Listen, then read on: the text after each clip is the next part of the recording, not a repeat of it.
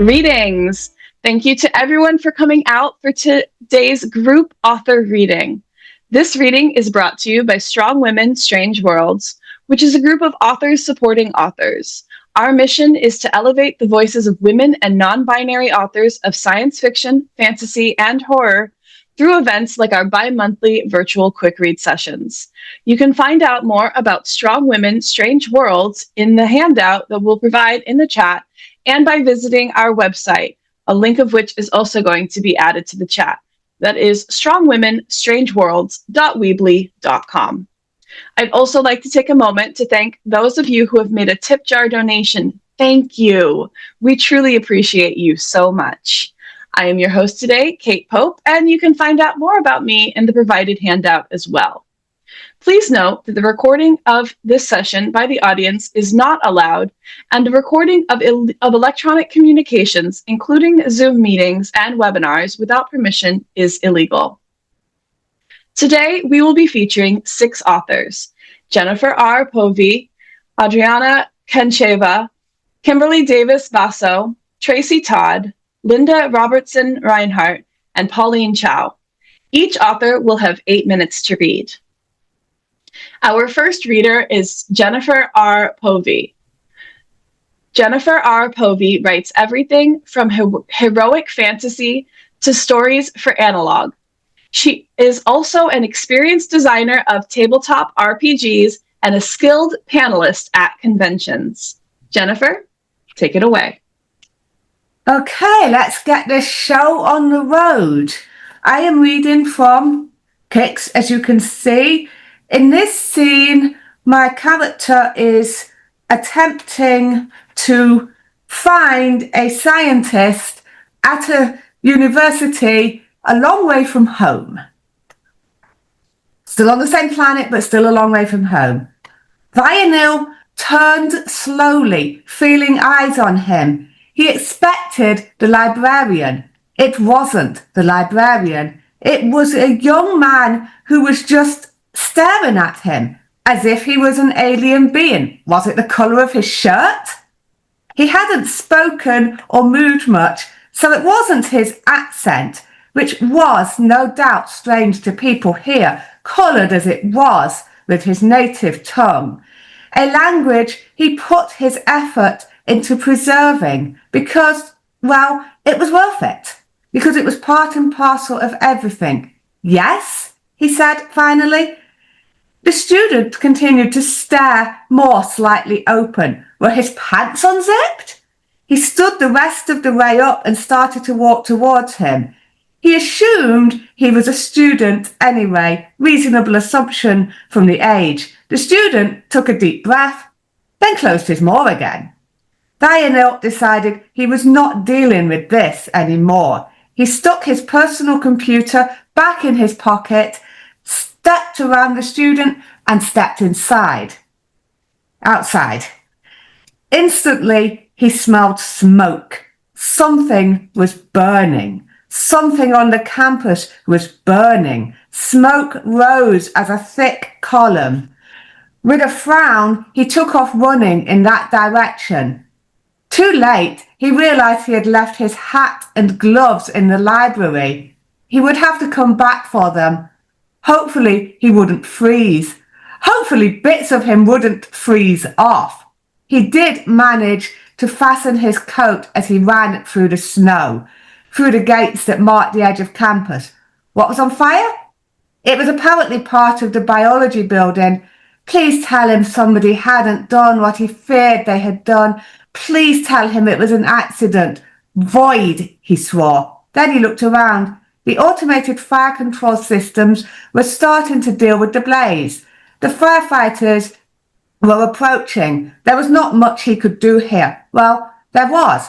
A student showed up with a case of bottled water. He began to distribute it to those fleeing the building. He did not, for right now, feel the cold. Only the heat coming from the building, dying down as the fire came under control. The smoke stung his eyes. He really hoped this hadn't been any kind of attack. He wished he could be sure.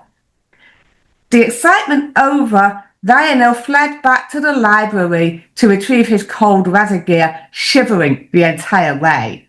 He stayed there to warm up. Nobody had been killed, at least, or even hurt. The fire had started in a lab. It was probably just an accident, just one of those things which happened. He didn't want it to have happened.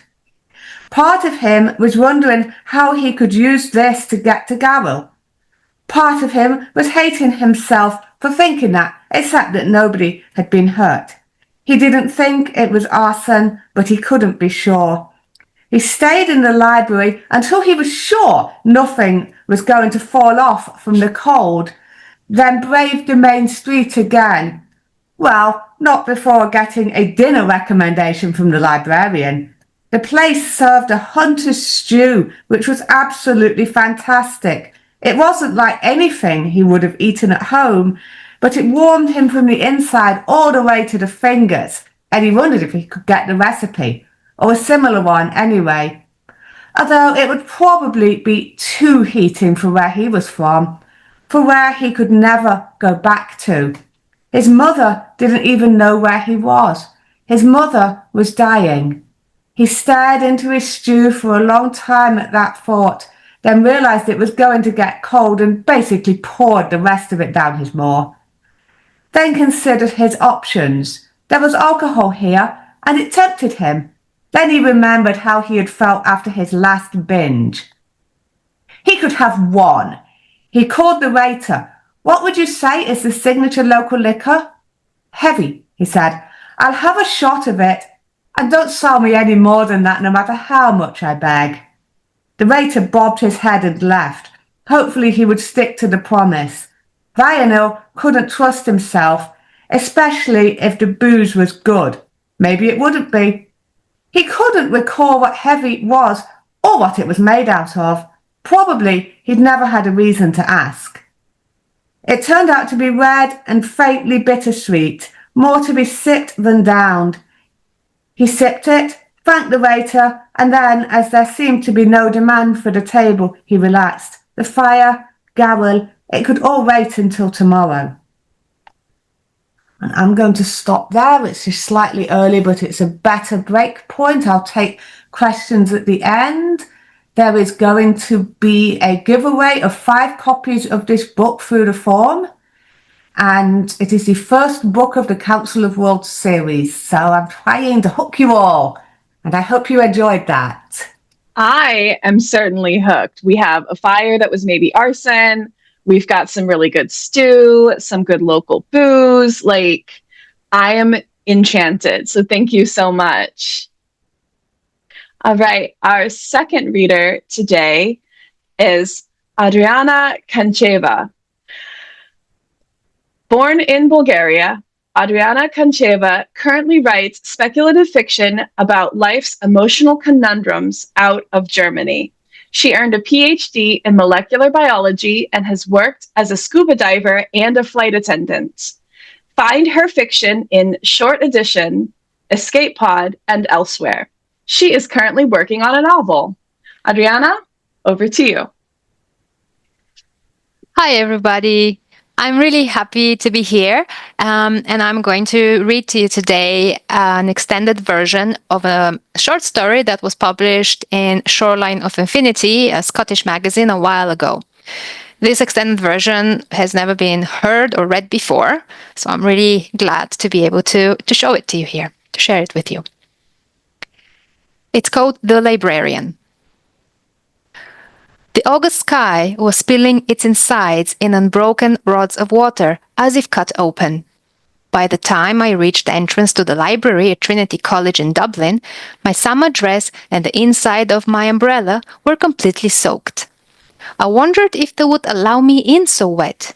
Yet another wretched tourist. A shadow's movement beside the library attracted my attention. The wind stopped whipping rain in my face for a second, and the shadow resolved into an old man wrapped in a rain poncho. Strands of sleek wet hair crawled from underneath his hood, which couldn't protect his long, sharp nose from the rain. A gnarled hand emerged from underneath the dripping poncho and beckoned to me with a curving forefinger. Curiosity gnawed at my caution. I lived my life inside the books I read, wondering when my own story would begin. Now, as the downpour veiled the world in mystery and shadows, I recognized the opening of a tale that finally featured me as the heroine. I braved the weather with my useless umbrella and hurried towards the old man. I was about to reach him when he disappeared into a gap between the library and the next building. I took a few cautious steps and peeked into the narrow passageway. Cobblestones led away into sodden gloom. The old man was waiting for me a few steps onwards. My umbrella would not fit between the buildings, so I folded it, exposing my hatless head to the drumming rain. As I removed the umbrella from my field of vision, I noticed that the passageway was, in fact, granted a street sign, Old Library Lane. The old man continued skulking down the alley. Further on, he opened a small door and disappeared into the library building, leaving the door ajar. A wizened hand appeared through the crack and beckoned yet again with an all-commanding forefinger. The eagerness to participate in a story worth telling compelled me to follow. I pulled the door open to reveal lantern-lit stairs spiraling down. The man's poncho disappeared behind the nearest turn. "Wait!" I called, my words echoing in the brick-walled tunnel. The smiling face of the old man reappeared from behind the bend, together with the ever-present beckoning hand. I hurried down the passage. The granite steps, impractically high, yet smoothed by ages and ages of use, tried to trick my feet. "Where are we going?" I asked when I caught up with my guide. "To the library," he said in a papery voice. "Books filled with stories. Your thing, isn't it?" "Yes, but I thought the library was above us." "Not all of it." I ignored a shiver. "Who are you?" "The librarian." He smiled a graveyard of brown teeth and removed his dripping poncho to uncover a weathered suit at least 2 sizes too large for his hunched frame. The tails of the bleached coat hung below the backs of his knees. "Doesn't the university employ several librarians?" I asked. "But I'm the librarian." He stopped. "Here we are." A moment.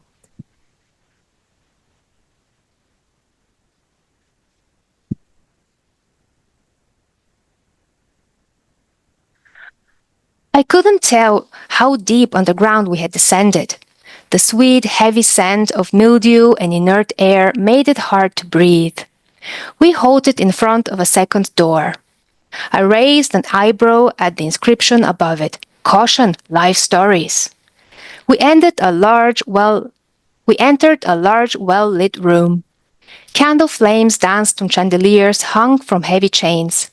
Bookcases covered the walls up to the high ceiling, and numerous freestanding cabinets formed a labyrinth of aisles.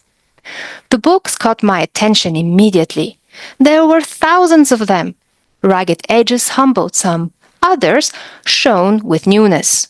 Some had leather binding. Others were paper-bound.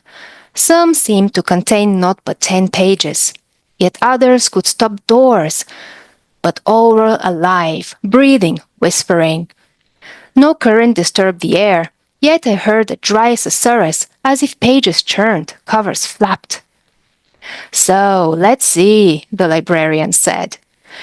He looked me over. Definitely a hardcover. Title in uneven letters, I think. Paper of medium weight. As he talked, his hands wove colorful jets in the still air. The room spun about me. 11-point font size, I'd say, he continued, his voice growing dim. Gothic style, page numbering in the bottom margin. Centered, definitely centered. The librarian was still talking, but I could hardly make out the words. He picked me up. third shelf from the top on bookcase number 85 is the right place for you. I barely heard him say. The end.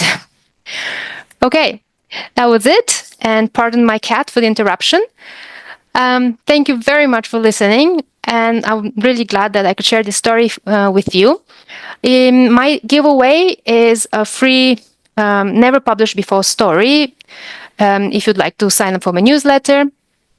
And in my newsletter, I talk about projects, ongoing projects, and upcoming publications. Thanks again, and I hope to see you around. That was so good. I loved the old library character and the rain, and it was so descriptive. And I'm definitely going to be somebody that's signing up to try and win that copy of that book because that was so awesome. Thank you. Alrighty. Our third reader is Kimberly Davis Basso. Kimberly Davis Basso is an award-winning horror and humor author. Her first horror collection, Next Door, was called Superb by Locus Magazine, and Like Waiting to be Pushed Off the Edge of a Cliff by Bram Stoker winner Gabino Iglesias. Kimberly, whenever you're ready. Thank you. First, I want to say thank you to everyone who sets up these readings, because it's an incredible amount of work behind the scenes, and I fully appreciate everything that you are doing. I'm going to read a little bit of a short story today. These are short story collections. I'm going to read La Strega Ragna, which is a retelling. I had so much fun writing it that Revolve is an entire collection of retellings of classic horror and classic fairy tales. So I hope you enjoy meeting La Strega Ragna, which means the spider witch. She'd grown tired of the meat and marrow of over-sugared children, or maybe just her body had. She'd grown tired of cleaning this oven, too. On that, her body agreed. Her knees were too bony for kneeling and her fingers too fat for scraping, but Uvetta did it because there was no one to help. Cobblestones lined the oven floor. They made sense 100 years ago. And they looked good, not that anyone ever saw them until it was too late. Still, it was an infernal chore to clean the oven. She chuckled at her own joke, ran her tongue over her dentures. No snaggle teeth for her. Reaching all the way to the back, she scraped the ash forward. A small piece of bone was in the mix. Uvetta brushed the ash off of it, tossed it aside, too small to wash in the sink and suck the marrow out. She continued to scrape. Her metal trowel screeched against the oven floor. Her doctor's advice bounced around her brain. She rose to her feet, did a few of the prescribed yoga moves. Downward-facing dingbat that her doctor was, he'd remarked at her agility for her age. If he only knew. She was here when the tales were true and beasts roamed the forest. None as beastly as her, of course, fierce and patient. It isn't everyone with the power to let dinner come to them. Spin a little web, spin a little more, wait for the children to come to the door. It was delicate and powerful, and that's what she liked about it. None of this outright aggression, just a simple invitation. What to do now? What to do now that her doctor insisted her diet change? Oversugared children were wreaking havoc with her insulin levels or some such diabetes nonsense she found hard to believe, or she would have if she hadn't felt the dizziness herself, seen her vision go double. And then, of course, there was the added problem of supply and demand. If kids were already eating all that sugar, what did they need with her little cottage of delights and desserts in the woods? She could buy food, of course, and of course she could grow food, but she liked eating children. And at her age, shouldn't she be able to eat what she wanted? Uvetta stood in her doorway to give her knees a break and take in the forest air, fresh and clean and unfortunately empty of humans. No matter, she'd think of something soon. She broke off the tiniest piece of peppermint from the door jamb, sucked it slowly. It had no taste. Unlike the children, of course. And with that, a craving tightened her stomach and her saliva pooled. Children, fat and sugar, meat marbled with glistening white, grown crispy in her oven and filling the cottage with its delicious scent and an occasional whimper. Cut out red meat, her doctor said. She could only assume that included children. Sure, she could feed on birds and beef, but why do that when their beaks and blood brought her the truly tasty? Spin a little web, spin a little more. Who was she kidding? She hadn't seen a child in these woods in years. The peppermint was stale in her mouth, and she spit it into the dirt.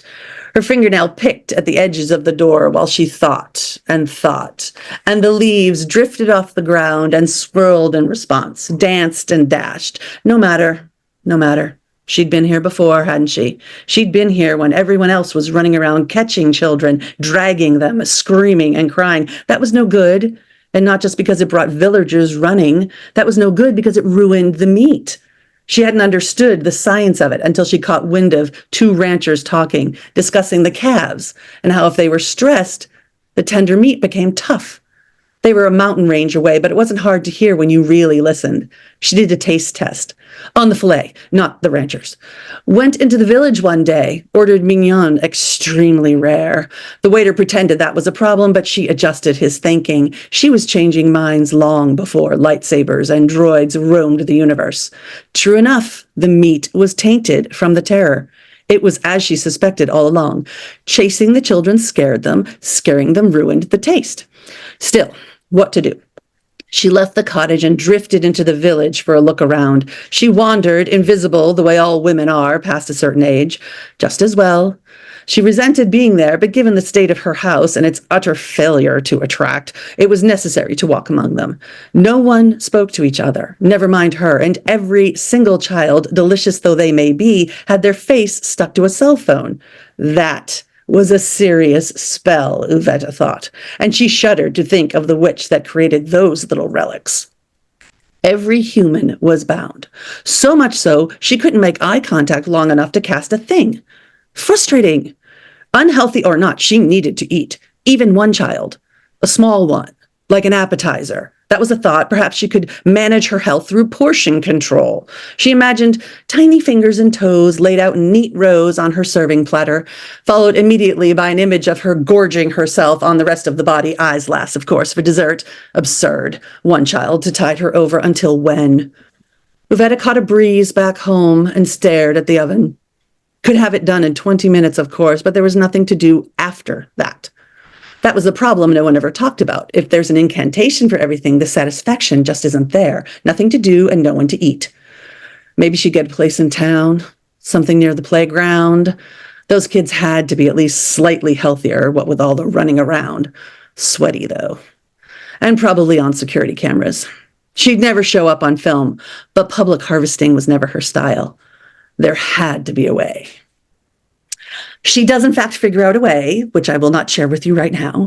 I am also doing a giveaway. I have Next Door. I also have Revolve. And if you win the giveaway, I will mail a print copy of one of those. You can choose whichever book you want. I would love for you to join my newsletter. I share new work. Every now and then there's a freebie in there. You get to know about both the humor stuff and the horror stuff, which is fun. And again, thanks for letting me be here. This is really fun. Wonderful. Thank you so much. I was enchanted. I've come up with half a dozen ways for your witch to get her fix. So I guess you. tell her to hit me up. Okay. That's a weird thing to say when I have children, but we won't dive into that too much. I do too. Yeah. Perfect. I'm not the only one. All right. Wonderful. Well, thank you. Our fourth reader is Tracey Todd. Tracey Todd has written poetry, short stories, novels, TV scripts, and business books. Her work has been featured in various magazines, Indigo Dreams, Hammond House, and Misslexia.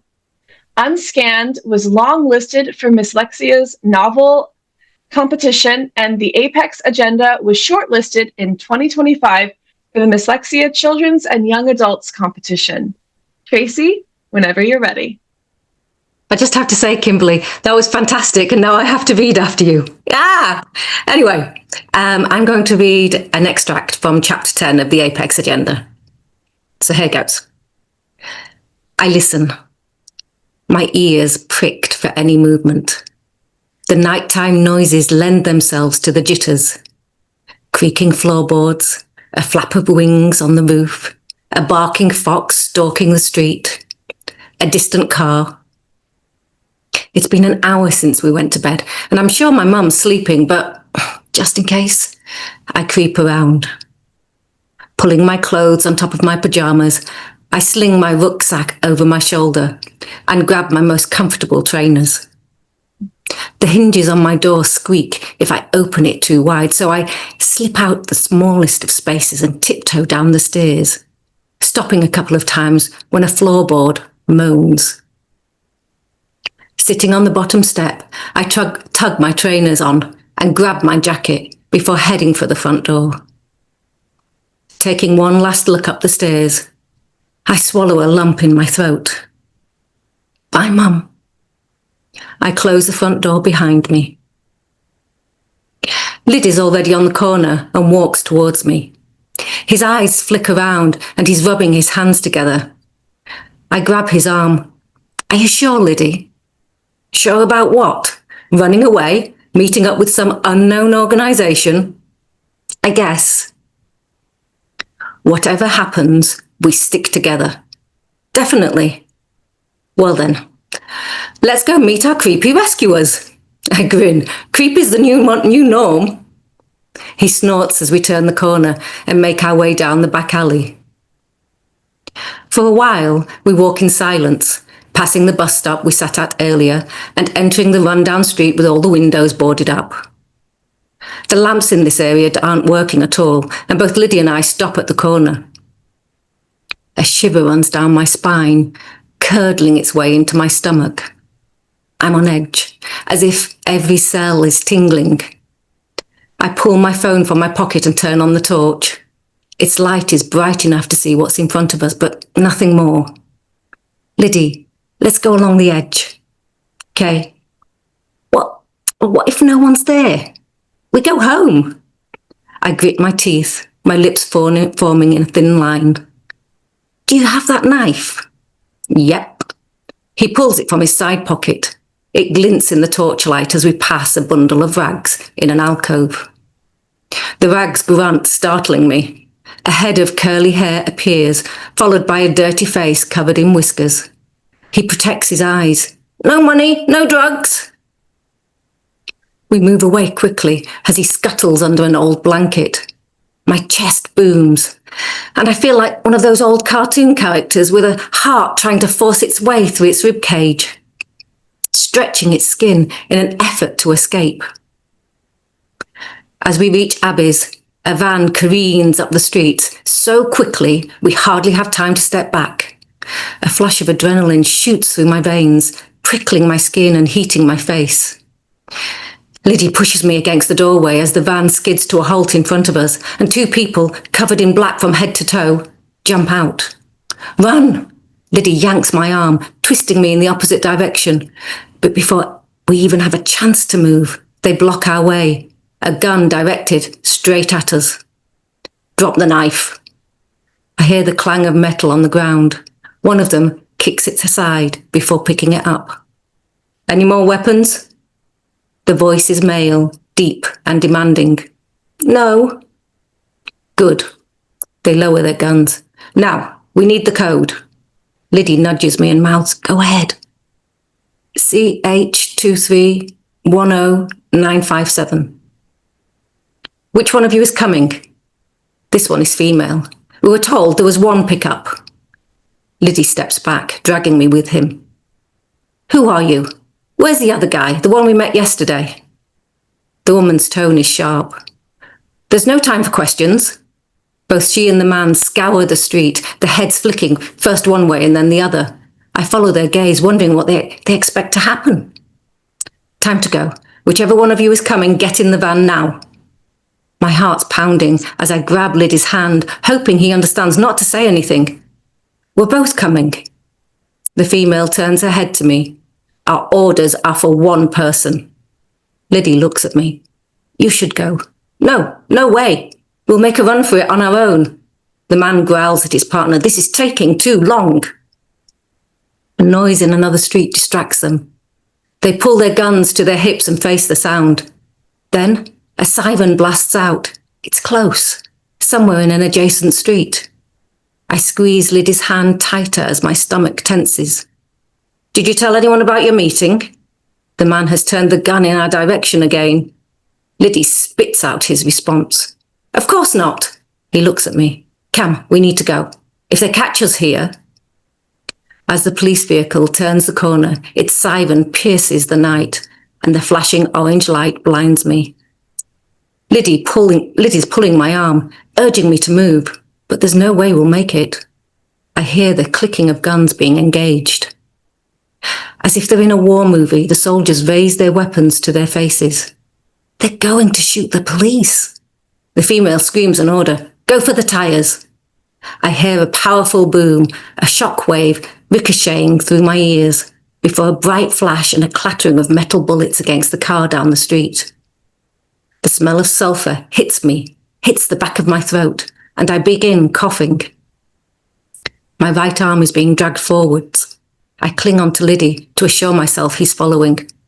Quick, both of you, get in. We're pushed into the back of the van.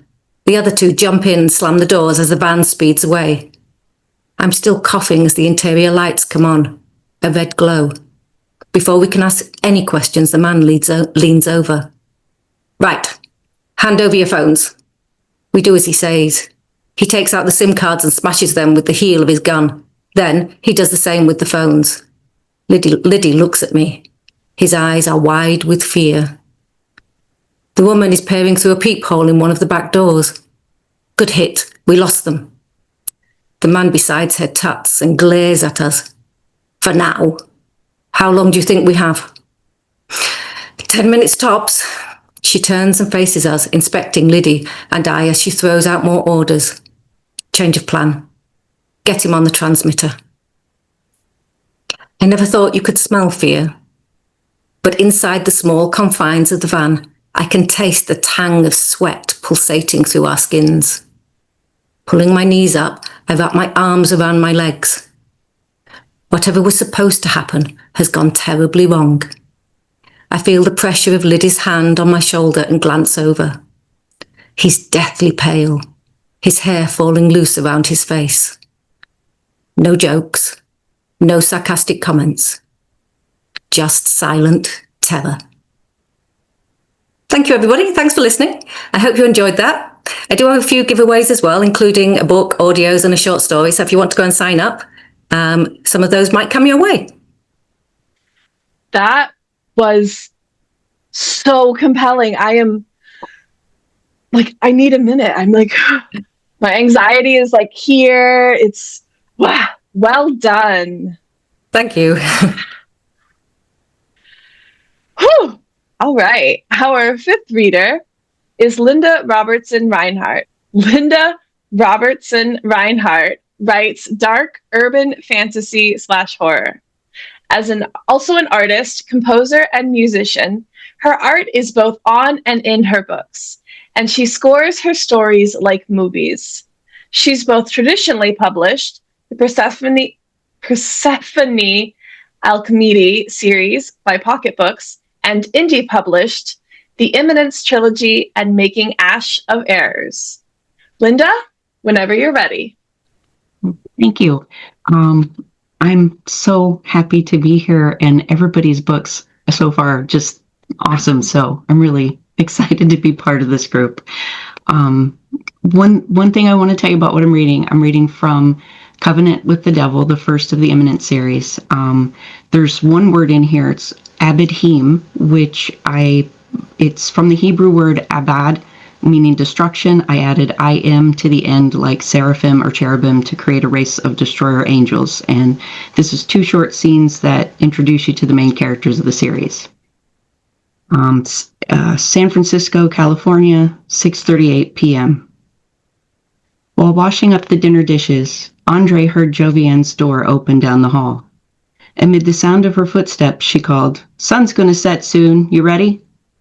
He rinsed the last dish and placed it in the rack. "Yeah, are you?" He moved to lean in the doorway, drying his calloused hands on a dish towel. Dropping to one knee, Jovian tightened the lacing on her boot. Almost. He glanced around the empty living room where they sometimes sparred. The walls had been drab green long before they moved in. Stains marred the ceiling, some from age and others from leaks. The floor wasn't much better. Worn and dark, the boards had little shine left. They all creaked underfoot. He imagined the Abedhim had far better living quarters than this. Though he was stuck here, she wasn't. She deserved better. She stood and tossed her head, resettling her long mane of black hair. Rocking from her heels to her toes, she tested the feel of the footwear, then approached the wide wooden cabinet. As usual, she studied the weapons on the shelves.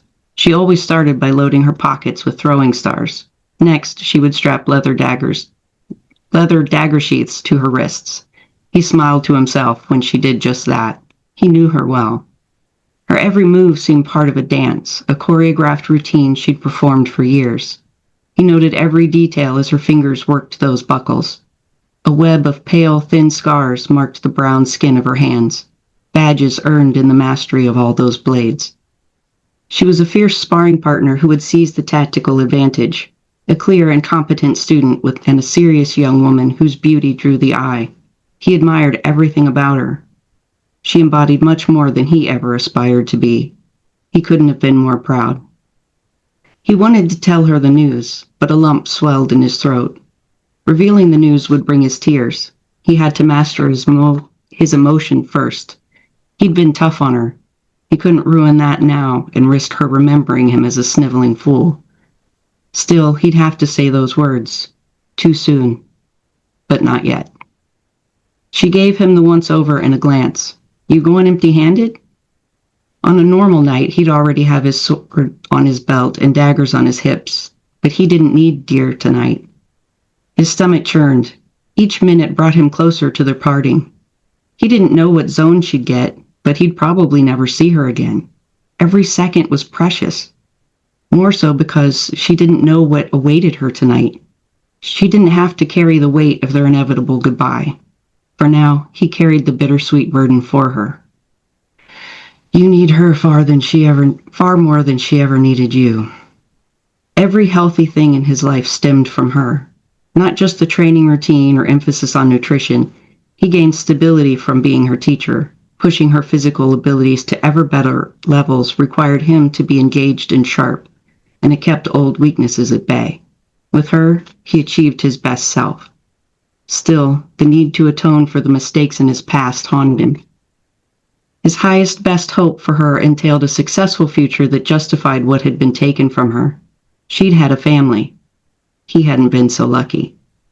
She slid daggers into the wrist sheaths and retrieved her short jacket from the peg by the door. As the coat settled on her shoulders, the costume jewels of the collar pin sparkled in the light. He'd given her that decorative lapel dagger on her 16th birthday, just over 3 years ago. She pulled her hair free from under the collar. Ready? She strode to the window. She moved with the strength and bearing of a seasoned hunter, headstrong but focused. The angel had given him a child, and he'd built a lioness. She was magnificent.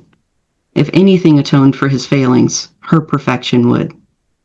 She raised the window and poked her head out. The evening sun bled a halo of red on her hair. All clear. She stared at his untied boots and shook her head. Gonna beat you to the high-rise, old man. She climbed through the fire escape, then sprang up and out of sight. He heard the soft thud as she landed on the roof, followed by her footsteps as she ran away. Old man. His hands raked over his hair. He wasn't so much older. But guilt adds years. He crouched to tie his bootlace. She'd win even without a head start. The standard evening plan meant summoning Geist. The wandering ghosts would masquerade as demons and spar with his pupil for the nourishment of fresh spilled blood. His blood, her blood. They traded days and shared the scars. It was his turn, but he wouldn't be the one bleeding tonight. Her sparring days were ended. From now on, the demon she faced would all be real. Jovian stood in the darkness between streetlights, her fingers threaded through the high chain-link fence, and she noted the barbed wire on top. Before her, last year's weeds had fought up through crevices in the blacktop. Winter had slain them, leaving desiccated husks to flutter on the sun-bleached lot. Farther in sat a long abandoned warehouse. They were north of Mission Bay, and traffic on the elevated ramps for I-280 supplied an ever-changing backdrop of sound. From the east, San Francisco Bay flavored the air with salt. Beyond the Cola billboard on the western side, the famous fog rolled in. Clouds crowded high over the Pacific, hurrying inland as if eager to hide the rise of the almost full moon. She frowned. Her fingers still threaded through the fence, curled into fists. She wanted to believe excitement had her heart racing, but that wasn't true. She wasn't excited. Everything about this pissed her off. Andre gave her no warning. She hadn't mentally prepared. This was the test. She couldn't help thinking he'd undermined her. The ramshackle warehouse should be demolished. This had to be a joke. But he'd never shown a sense of humor. So, my final review is to be done here? She glowered at him over her shoulder. Here.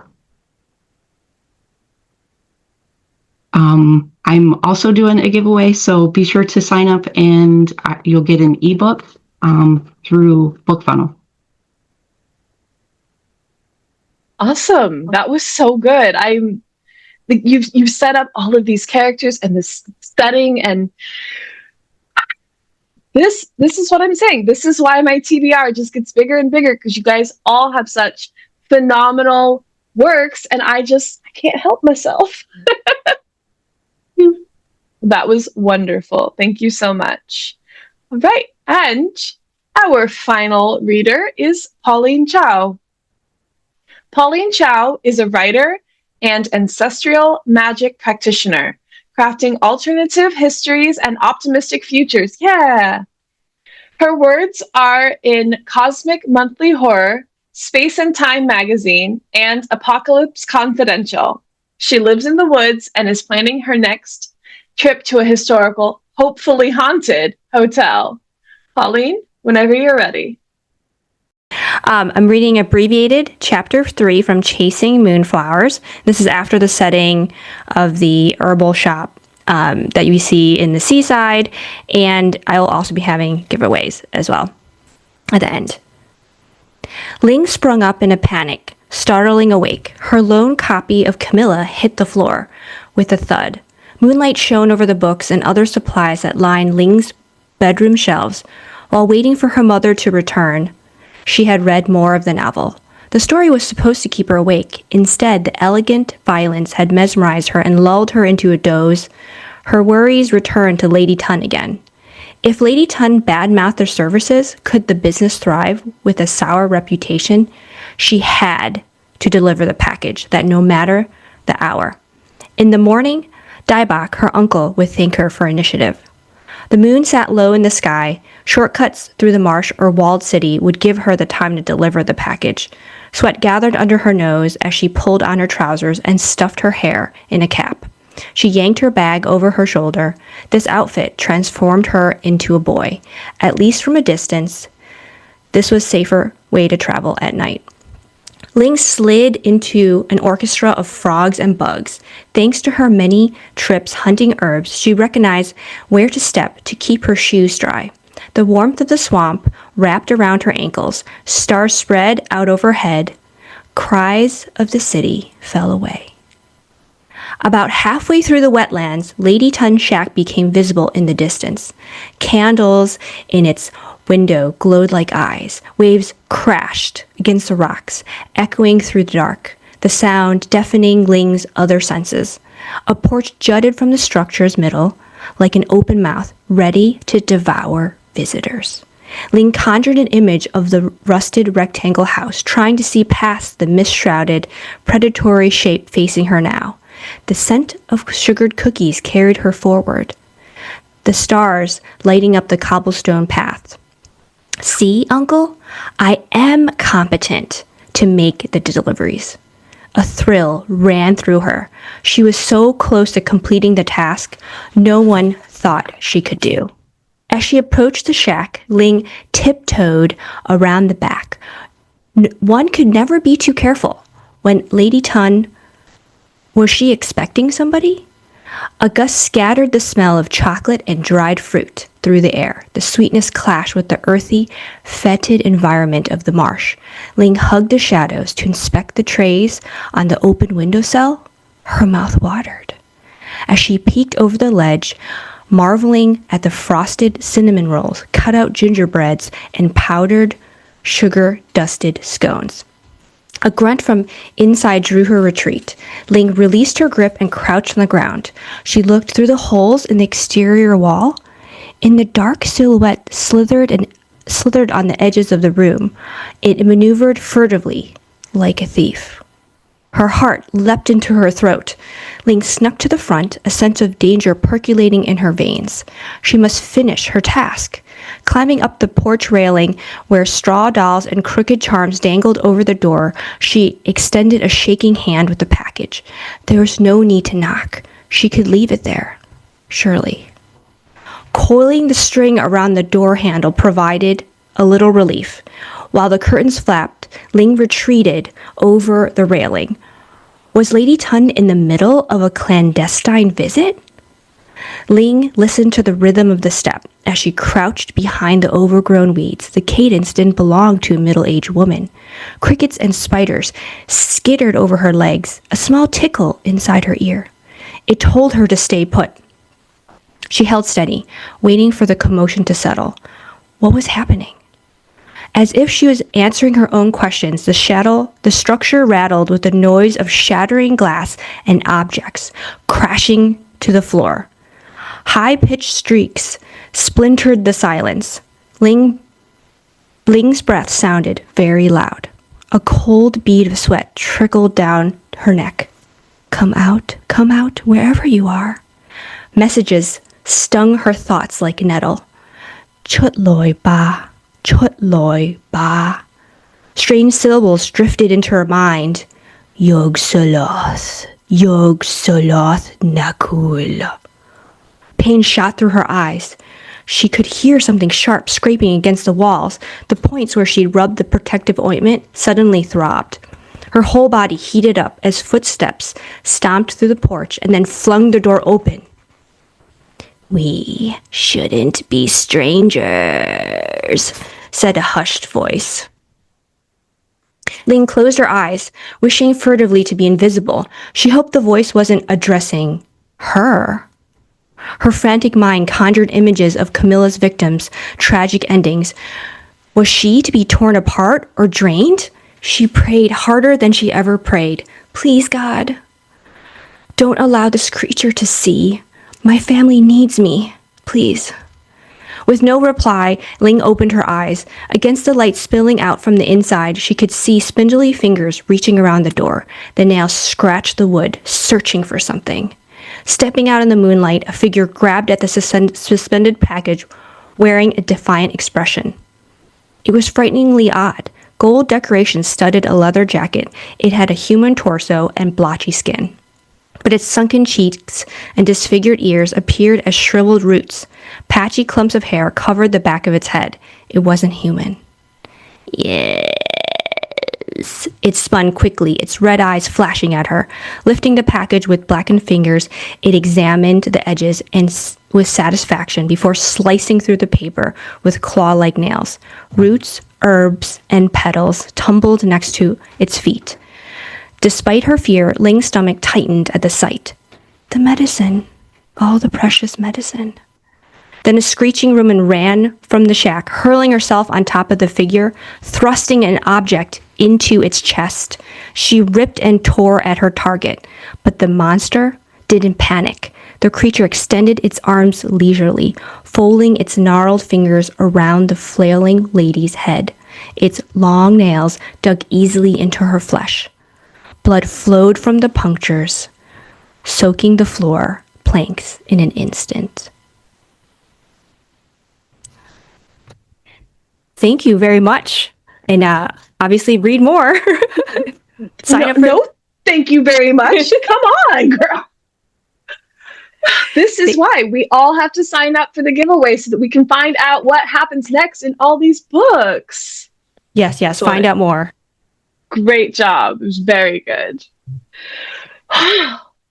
All right. Well, thank you so much to everyone who came here today.